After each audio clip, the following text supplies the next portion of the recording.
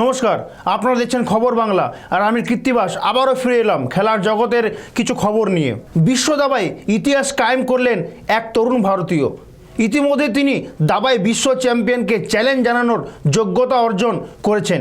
17 বছর বয়সী grand master গুকেশের সাফল্যে উচ্ছ্বাসিত গোটা ভারত।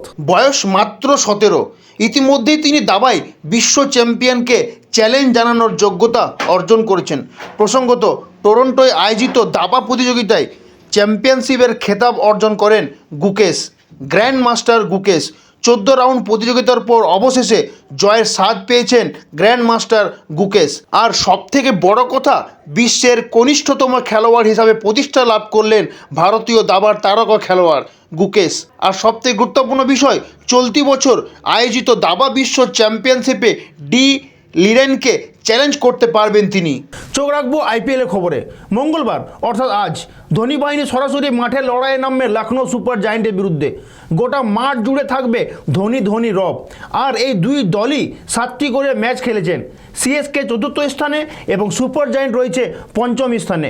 সুযোগ রয়েছে পয়েন্টস টেবিলে ওপরে যাওয়ার দুই দলেরই কাছে। কোন দল জয়ী হবে এখন এটাই প্রশ্ন। প্রেডিকশন বলছে ধোনি ব্রিগেড এগিয়ে, আর কোনো অংশে কিন্তু কম যাচ্ছে না কেএল রাহুলের দল।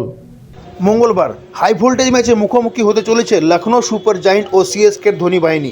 ব্যাটিং শক্তিতে পরিপূর্ণ দুই দলই কিন্তু তাদের শক্তি প্রদর্শন করবে পয়েন্টস টেবিলে ওপরে যাওয়ার লড়াইয়ে। দুই দলেরই কাছে রয়েছে 8 পয়েন্ট। মঙ্গলবার ম্যাচে জয়লাভ করলে একে অপরকে টপকে যাবে।